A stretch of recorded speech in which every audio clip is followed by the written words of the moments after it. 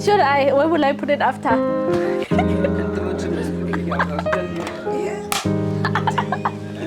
That's my behind the scenes footage. Wow. Put it here next to me. When I'm done, you'll see it going. Cut again. Should I do it again? Hi, Mama. Welcome. My name is Mincent Chiloane, your doula, and today's episode is about my very own birthing story.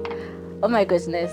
I just realized actually before I can invite y'all here, I should just, what do they call it? Break the ice, right? Do it first. Be the very first one to do it. And today I would love to invite you. Please sit down, grab a, what do they call it? A snack, a juice, and enjoy this.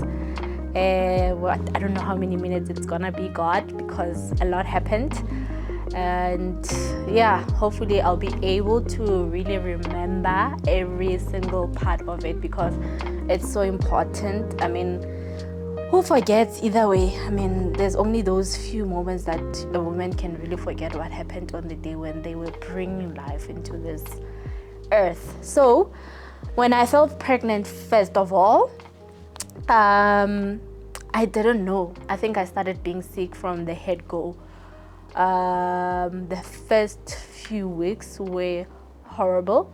First of all, I thought kinale nyoko, honestly. I thought I overate sweets. I thought the alcohol was doing what do you call this?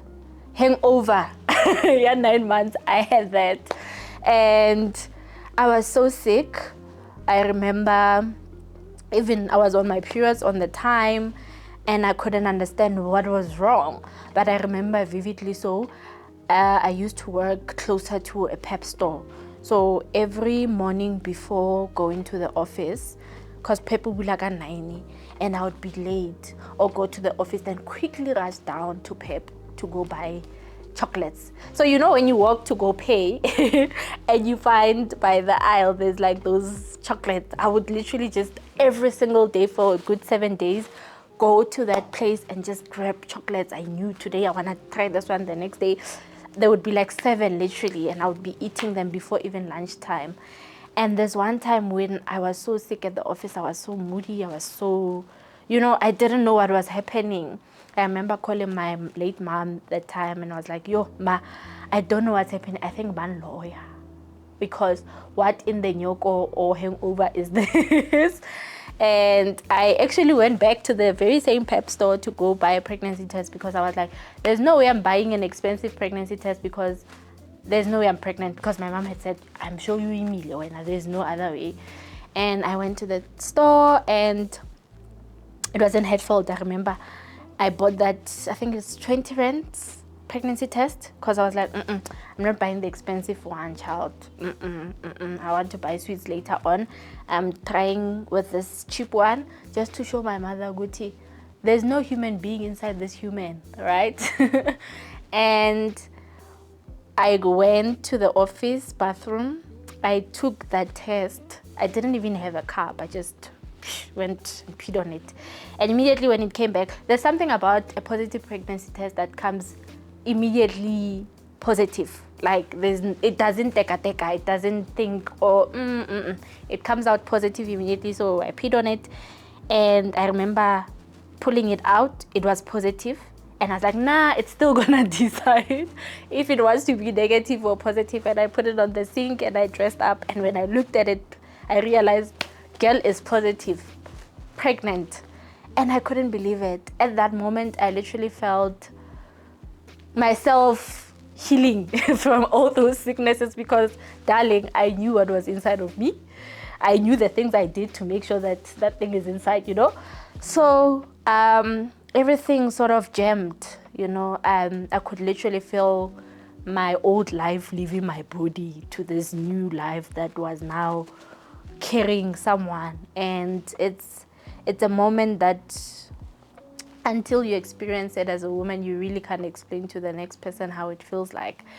And I went and bought now the digital pregnancy test because Yeah, that was cheap, remember?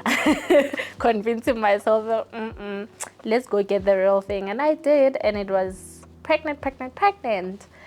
And because I was bleeding, I had hormonal imbalancing, went through the whole process of trying to balance my hormones with the gynae to stop the bleeding, but apparently it was quite normal because also when I fell pregnant, I was on contraceptives. And the first 3 months of me being on that medication was the worst 3 months of my life. I was so sick. And I only then started enjoying the pregnancy on my second trimester. And even then, the body was a bit settled. The mind was not, right? I would feel so anxious out of the blue to think, what if the bleeding comes back? Hey, what is this now? You know, the belly is growing, the boobs are changing. Best believe me when I say this, before I had a child, I had 0 boobs. Yeah, I had I had none. Like, I had probably in my life 2 bras that I would wear with certain clothes because you gotta have a bra. But I had no boobs, so you can imagine my body was now starting to grow boobs out of the blue within months. I'm like, hey, bo, it took me, because when I fell pregnant, I was 23. It took me a whole 23 years of my life to now start growing boobs. They grew. Yeah, they really did, you know. And I was now taking in all of those changes, which were like traumatic, because in my head, I'm a fine babe and I will die a fun babe. I didn't think, oh my goodness, my body would get to this extent. And down to now, the last day.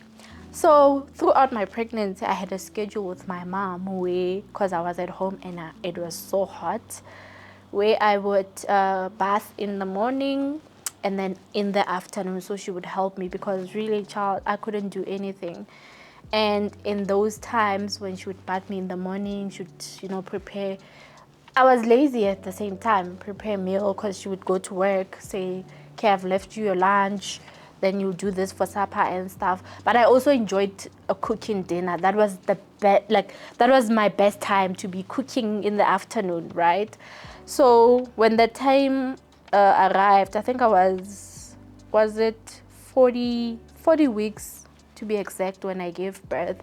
I remember going to my last, on the day, it was during the week, to my last clinic appointment, right? Because I used to take my antenatals at the clinic, and I would at times maybe walk 5Ks to the clinic, maybe walk going, and then when I come back, my mom would come back with me. She would have finished doing whatever she's doing, then lift me back home. But most times she would say, rather take that 5Ks as your exercise, because child, you're always at home doing nothing. You need to do some sort of exercise, because when you give birth, that child will be sleepy, and I'll be like, no girl, no ways. That time she gave birth to 2 kids and I would argue with her, right?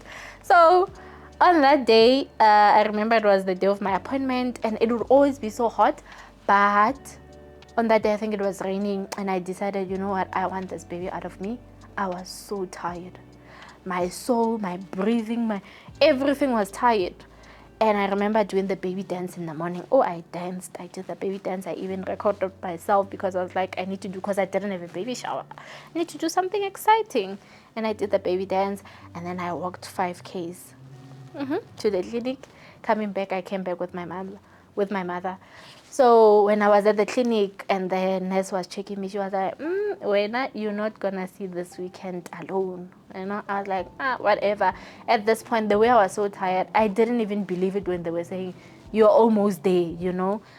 She just didn't do an examination of the vaginal examination. She just really checked how low my tummy was, and she could tell her I was closer to giving birth.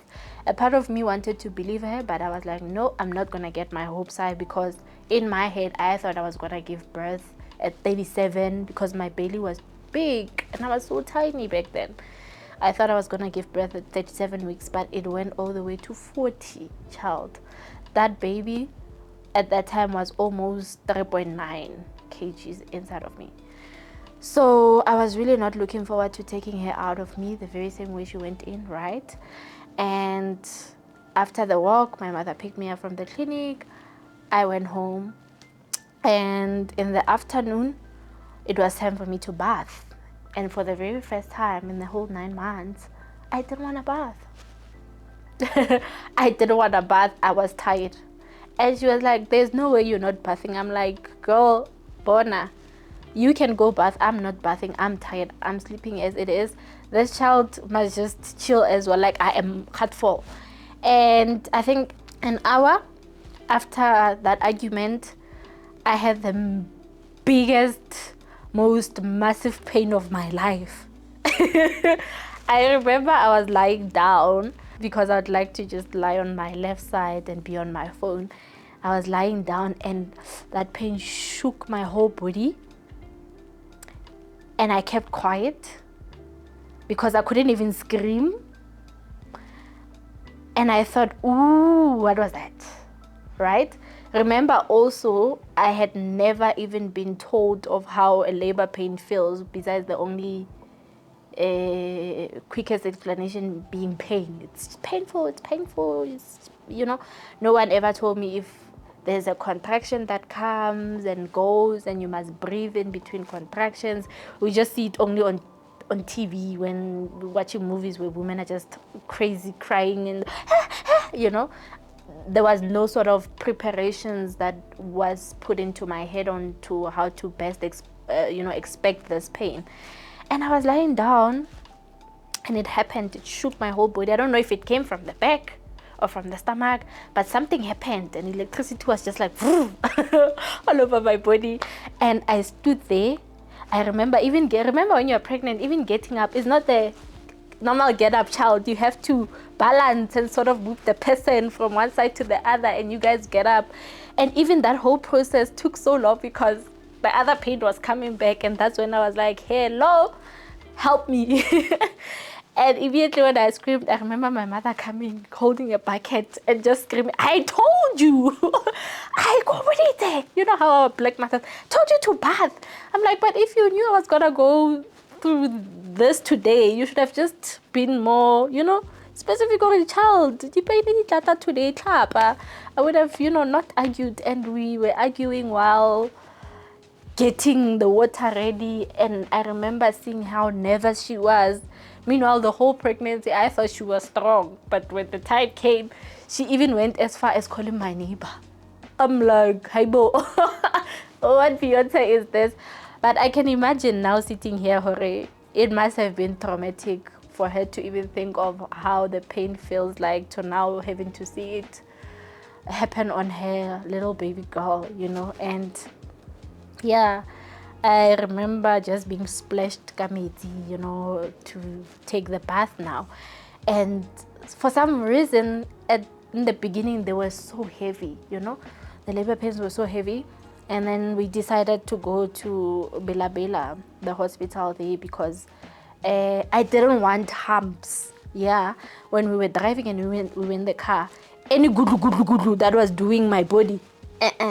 And when we got to the road, now because we were fighting, she's like, left, I'm like, no ways. Because the closer hospital was like in the village, sort of, like a hospital. So I was thinking of the route there to have humps. This is me thinking as a pregnant woman, don't judge. And the humps, I was like, no, we're not taking that route. We're going there. And there's like Bila Bila. She's like, why? I'm like, the hump. Because I promise you, with every gudu, it would bring that contraction back. And poor women followed, and it was raining. It was so dramatic. And we eventually got to the hospital. Yo, God. When we arrived, we all know. The nurses were so rude, God. The nurses were so rude from the admin part of things, and it was just a horrible experience. And I don't know, for some reason, knowing me, I couldn't even fight or, defend myself. I just kept quiet because in my head I'm thinking, the whole 9 months with this person inside of me and the heaviness that I kept feeling and the fatigues and the hormones, I have none inside of me to fight the next person besides just putting that energy into making sure this person comes out. And at that time, when I got to the hospital and I could see me being admitted, I thought, okay, just breathe. We're gonna do this, get it over and done with, be out of here in like 2 hours. Laugh with me, yes. And child, did I not lie to myself? I honestly beat myself for putting a time to it. Yeah, that is what made me impatient and sort of made the whole experience now feel a bit too prolonged, even though it was very long on its own. I think I arrived at around, because it was already at night, around 9-10 p.m. And I got admitted and was taken to the pre-delivery room at the hospital, I think, not the pushing room, because there's like rooms to these things. And they were giving me my first exam to check how dilated I am. And I remember the nurse just saying, get on the bed, because I was in my pajamas. Oh, I got on the bed. And she's like, how young? Like, how are you getting on the bed with your clothes on? I'm like, hey, boy, you said I must get on the bed. You didn't explain I must. But either way, as I was talking, a contraction would come and I was so dramatic, screaming through it all, not breathing, which is wrong now.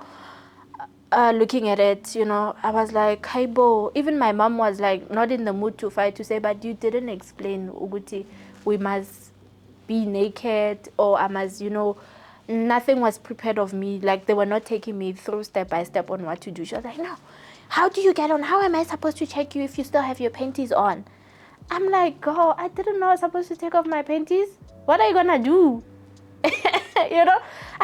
It was my very first time even having a V examination at that time to check. I didn't know how centimeters were supposed to be checked. I didn't even think about, I don't know how it didn't come into my mind at the time. Okay, I took off my panties, I got on the bed, and she immediately just went, phew. And I'm like, ooh, sana. That was the most painful thing. If I wasn't dilated, I wasn't actually dilated at the time. The examination probably was the one to open me up, because my waters hadn't broken at the time. And child, I still remember how that pain went from the side of my stomach all the way to the back of my ears. Ask me how, I don't know, but I could feel it here. And after that, when she took her hands back, I was bleeding, and she wasn't worried about that. She's like, yeah, it's fine. I'll give you some pills. I don't know what pills those were, because I wasn't explained to what pills they were, but I remember they were a handful, child. They were a lot. And with such a small glass of water, she's like, swallow these. Okay, did that. And then I was transferred to the other room. When I got there, my mother was told to go home, and I was alone. Yeah, I was alone, and so many emotions were now coming through, and I was so scared. At 23, I remember being so scared, thinking, is there someone that's gonna come and call me and explain to me what happens now?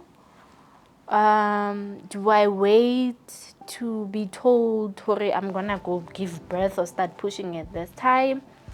Like, what happens? What's the whole process in this whole building? Like, who's who, I didn't know anyone besides those rude nurses that were watching an episode when we arrived there, because, Kashebi was Scandal, Rhythm City and stuff. What? Not Rhythm City, what? No. So not I don't watch TV. So, besides those, I really didn't know what to expect. Besides me being on that bed, I remember holding the hospital bed, move from one place to the other.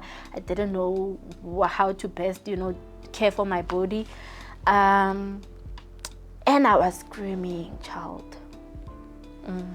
Yeah, I screamed through the whole process. And I remember the one nurse coming and saying, hey, wena, warasetsa, re lebeletse TV.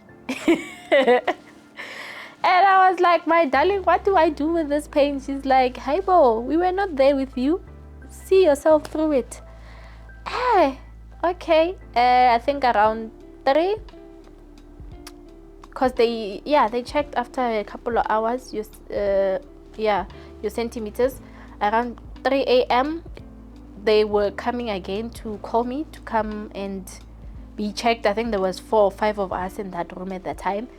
The drama that was there, oh God. And when they checked me, I was, I think, 4 or 5 centimeters dilated, and they said, go rest. I remember them giving me an injection. After that injection, when I went back to the room, I threw up. Those pills were starting to come out now, and I was just bleeding. And throughout the whole bleeding, I was bleeding, and the nurse was shouting, and I was in pain. I still can't explain how, it was, everything was just happening all at once, so fast. And in the midst of it all, I was in pain. And now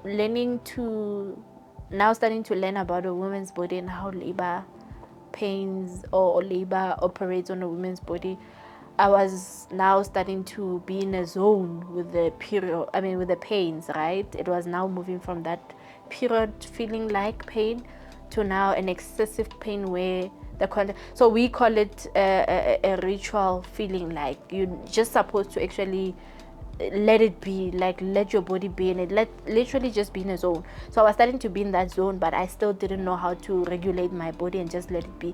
I was screaming through it all. Guys, I think I'm ready for the second the second baby now that I'm thinking about the pain and seeing the women go through it every day.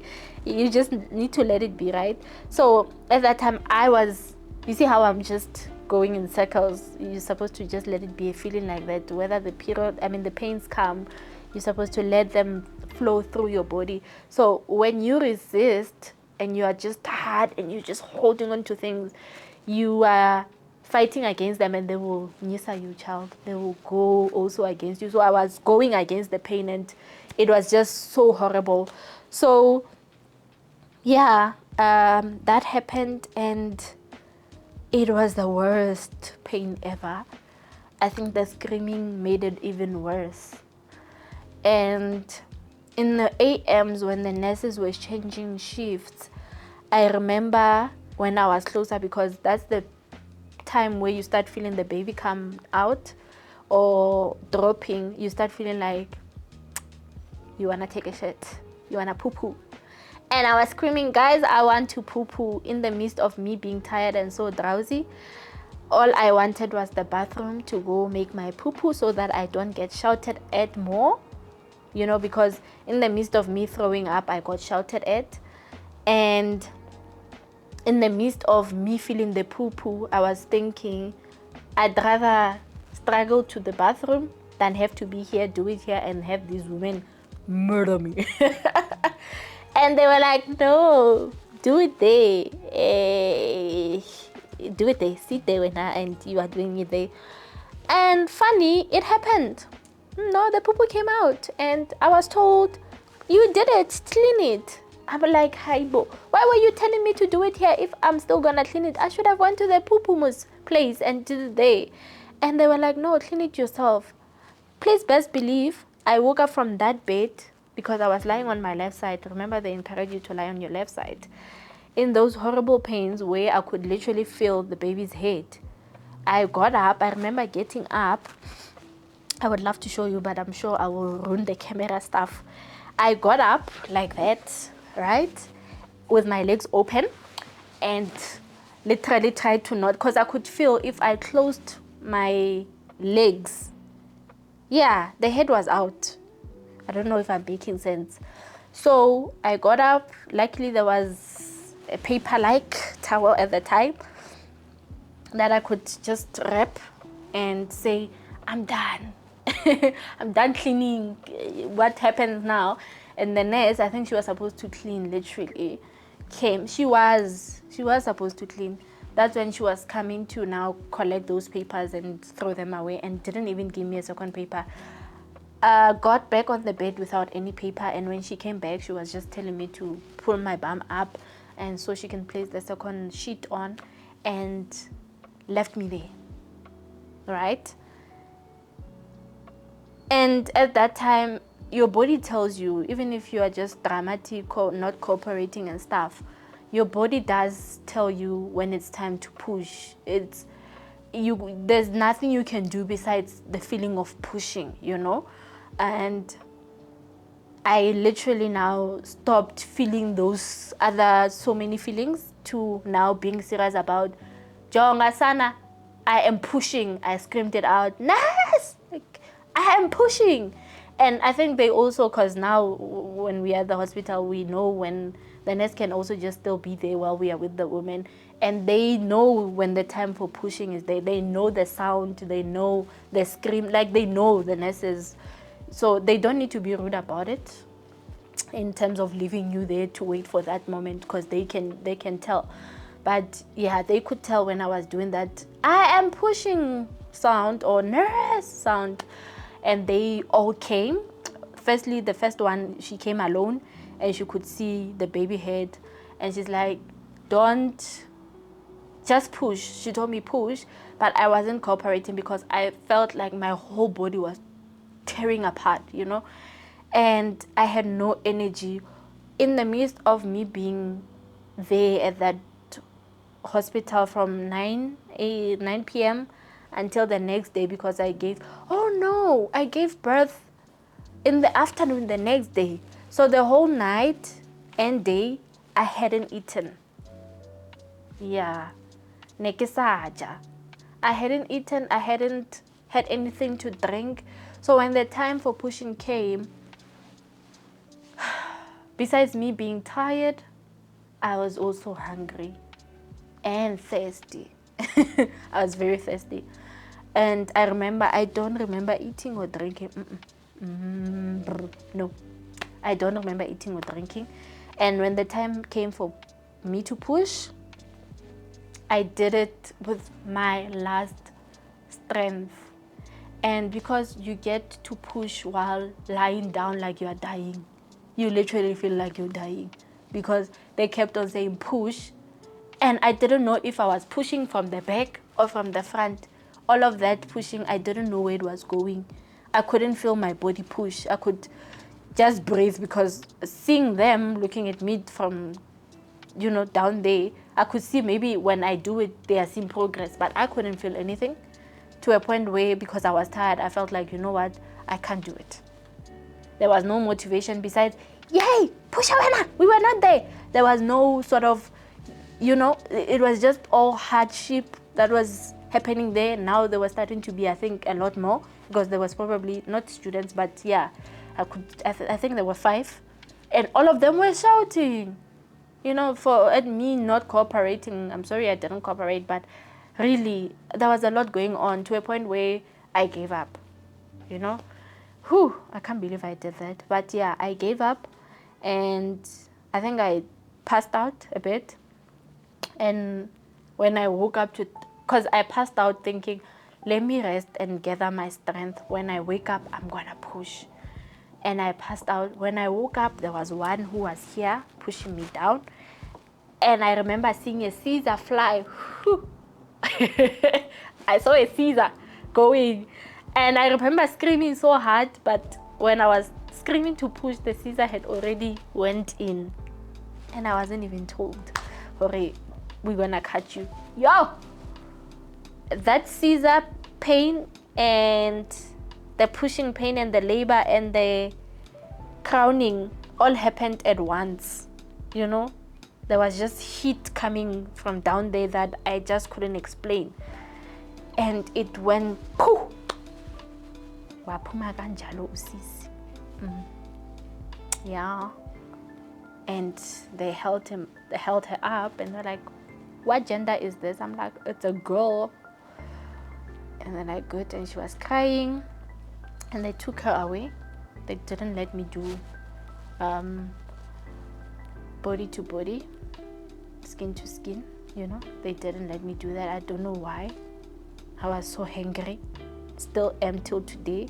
Do better with my second one. That's if it happens.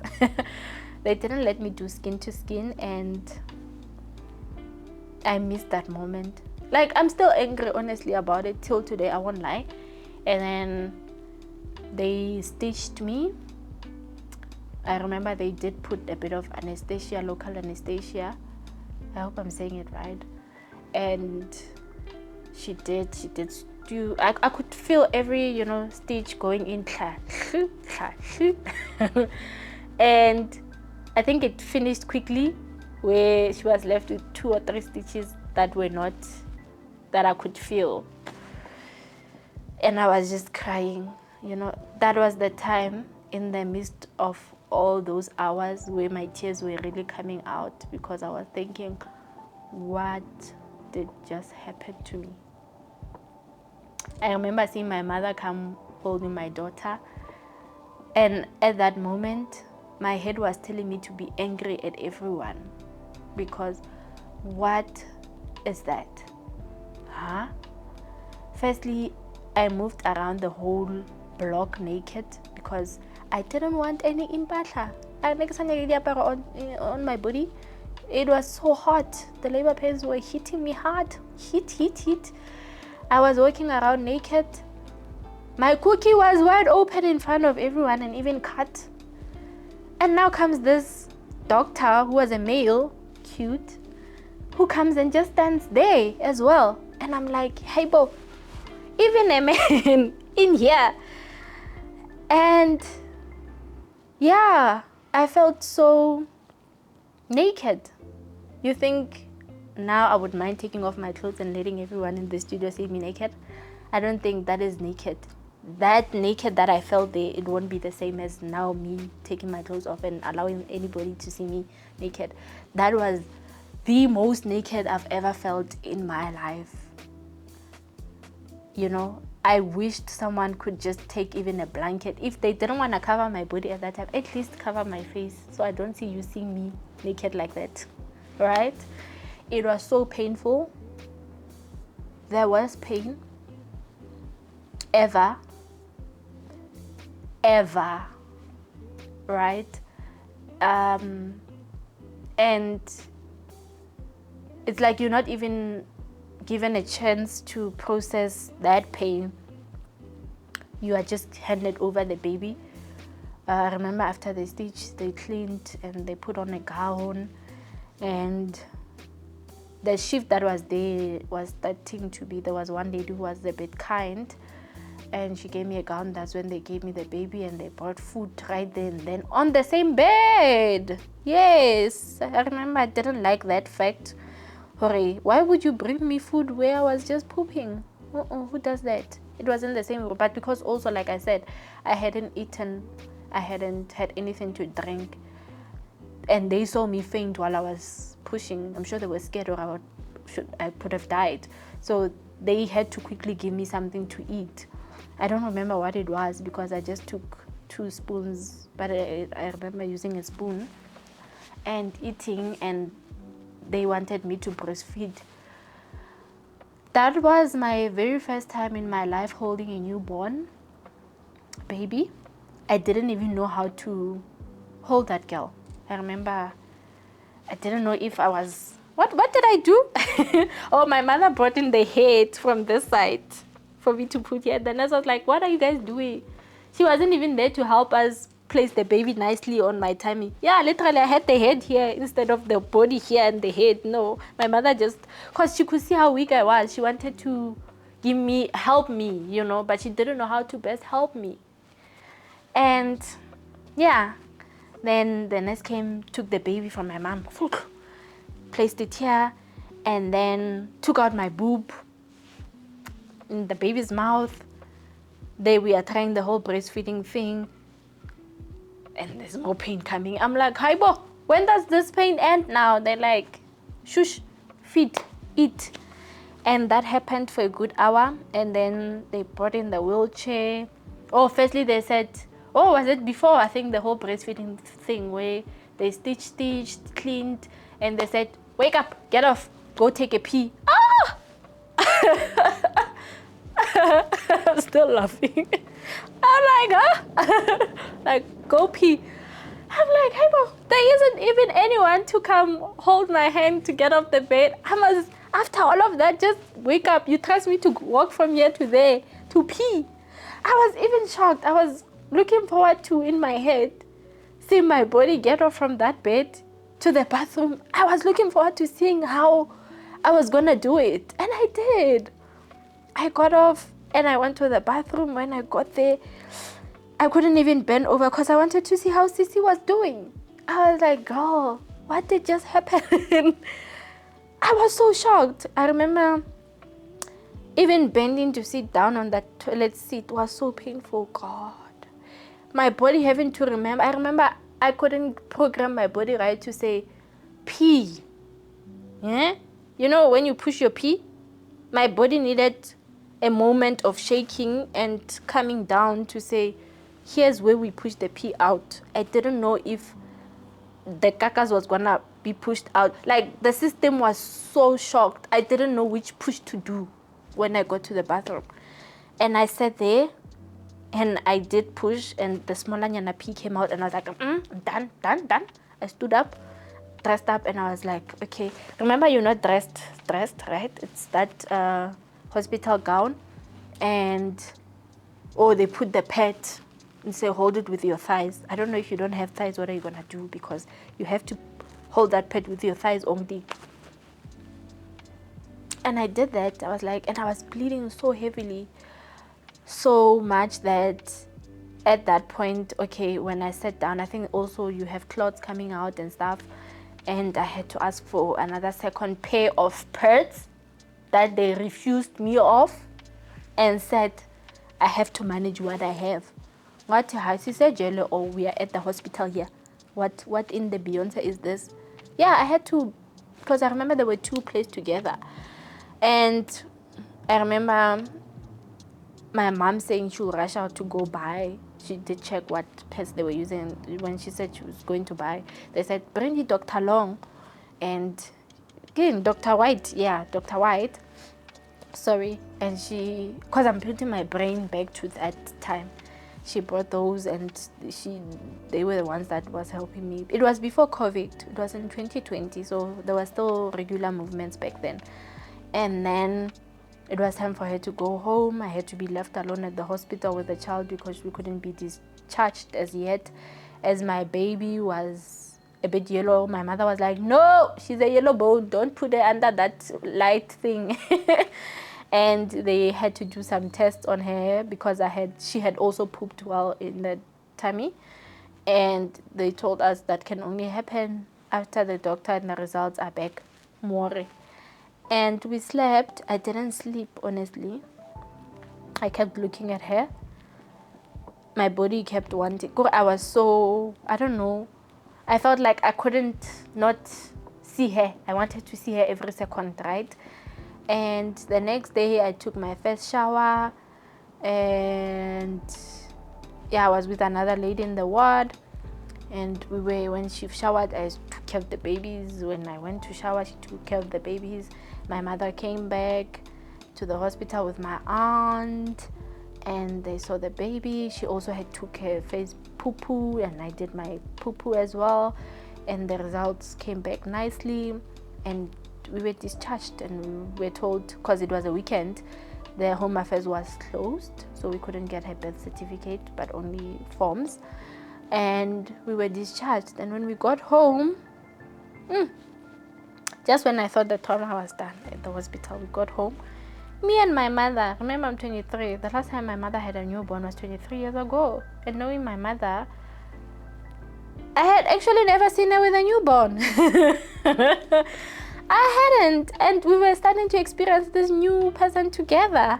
And we didn't know what to really do with her. And yeah, we didn't know. We literally got home and bathed her. Yeah, we didn't know. We bathed her, I bathed, and we slept. And the bathing process delayed. Yeah, because you're not supposed to do that up until it falls. Let it dry, clean it, at least just wipe her. That's what we were supposed to do. But we bathed her, and then I bathed as well.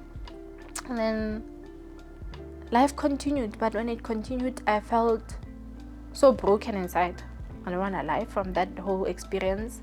I didn't know how to best communicate it when she was, because she would leave me alone. I'm very stubborn and I didn't have an extra care. She would make food in the morning, bath the baby and me, make food, prepare, and then go to work.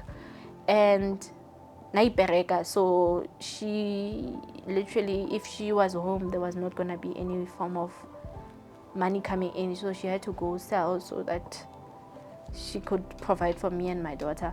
So she had to go, and I would have to figure everything out by myself. I remember calling a friend of mine thinking I want her to come, but at the same time, because I knew she didn't have a child as yet, I felt like if I called her to come see all of this, it would traumatize her. I, at that moment, felt I needed to protect my friend in my head to not be there for me at that time. I don't know why I thought of it like that, but I did. And I was like, you know what? Suck it up. Suck it up, Mincent. You did at the hospital. You did it up to this far. The least you can do is just make sure you eat. Your tummy is full. Feed this baby and just go through the day and wait for your mom. And throughout the day, sitting there in that quietness with a newborn, I would cry nonstop.